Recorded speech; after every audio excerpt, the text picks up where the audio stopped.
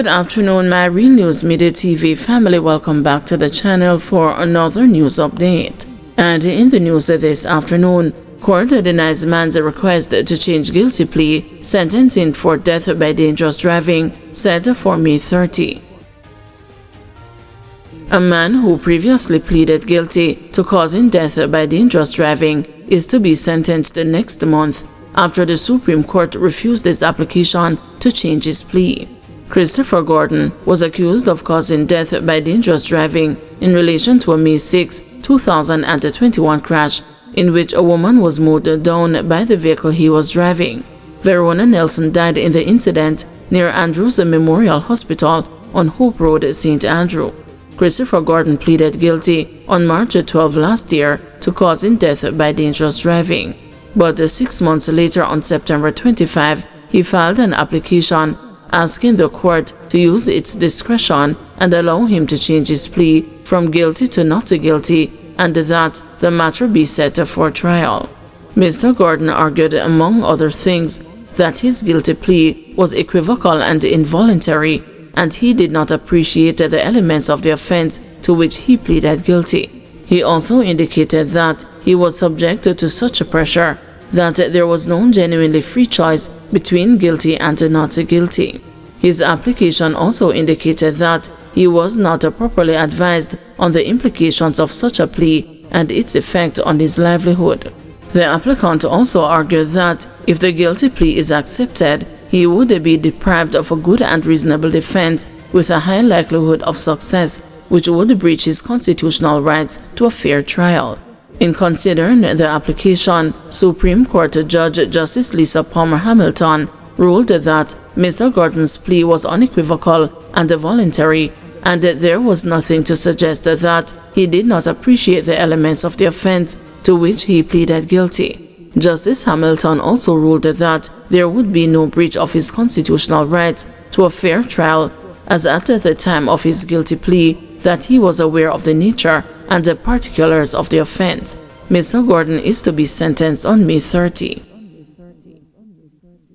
Man found dead with arms severed after Portmore gun attack, another hospitalized.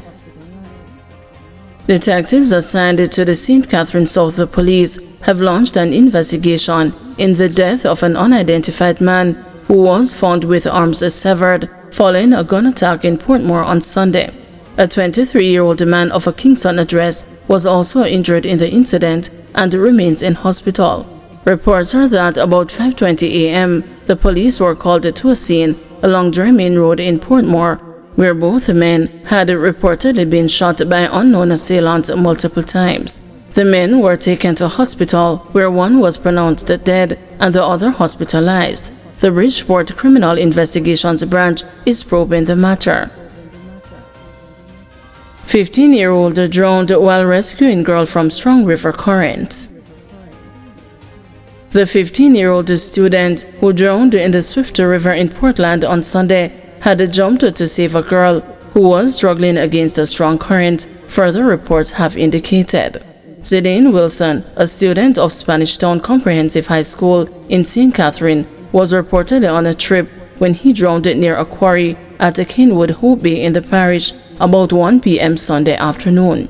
Wilson was at the river at a family function when a girl got into difficulties by the strong current in the river, and Wilson jumped into the river and was pushing the girl to safety when he was taken away by the strong current, the police said. He was later assisted from the water but was unresponsive. The Hope Bay police station was contacted, and on arrival, the police saw men in the water searching for the body, which was later retrieved. The deceased was wearing blue cut-off jeans, a black watch on his left wrist, and a ring on one of his right fingers. Relatives transported the body to the Port Antonio Hospital, where he was pronounced dead. Motorists take auto problems to Chinese mechanics. At least one auto mechanic of a popular car dealership believes fewer motorists are turning up at his location for repairs because they have been going instead to a Chinese-operated facility in Ferry Pen, St. Andrew. And according to President of the All Voice Taxi Association, Lorraine Finnegan, He's not surprised because Jamaicans have been dealt a raw deal by several mechanics over the years. The team of Chinese mechanics at a Wholehearted Car Service Company, which undertakes all kinds of large, medium, and small vehicle maintenance, fix, decomposition, installation, and commissioning, emerged on the scene recently.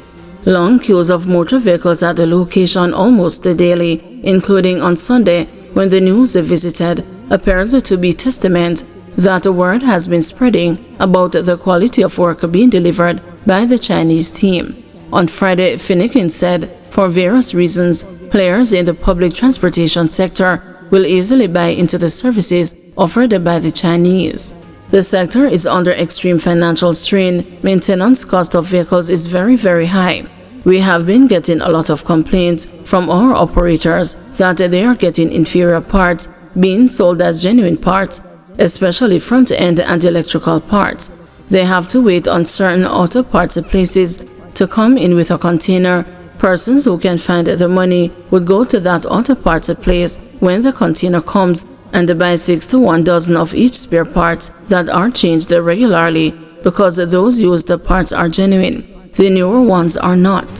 The other complaint I have gotten is that some mechanics that you go to, motorists are getting a raw deal in terms of the repairs. Because of those things, I strongly believe it is something that the sector will buy into because of the financial strain that we are under right now as we speak.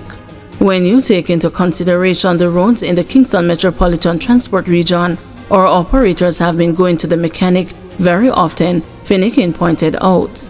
He told the news that 3 weeks ago, he stood a witness as one of his executive members brought her motor vehicle to a mechanic and was, in his opinion, overcharged.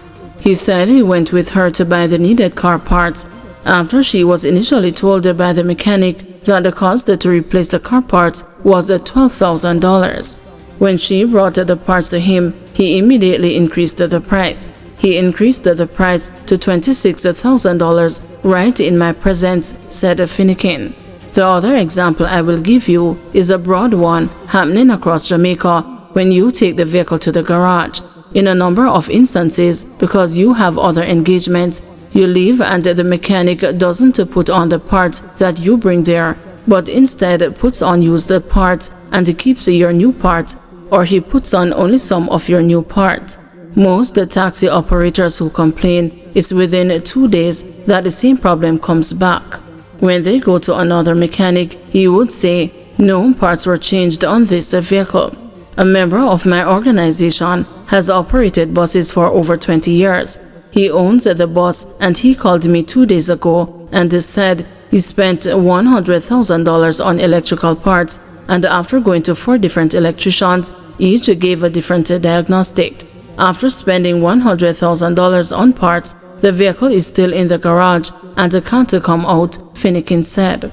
He bemoaned that mechanics have a tendency to tell car owners to buy certain parts, and when they buy them, they are not what the vehicle requires. He believes that some of them are outright dishonest. Some of these mechanics, as far as the report says, are mechanics who have been doing work for years. Our Jamaican tradesmen have always been given the citizens of this country a raw deal in terms of what they do. It is not unique to any particular trade area, but broad-based. When some of the workers get to work between 8 a.m. and 9 a.m., they chat for half an hour, smoke a ganja, and they idle for another half an hour before they start work, and by 4 p.m., they start to pack up to leave. We in the transportation sector, if we are sick and if the car is sick, we don't make no money. No operator or investor wants their car to stay in the garage longer than is necessary.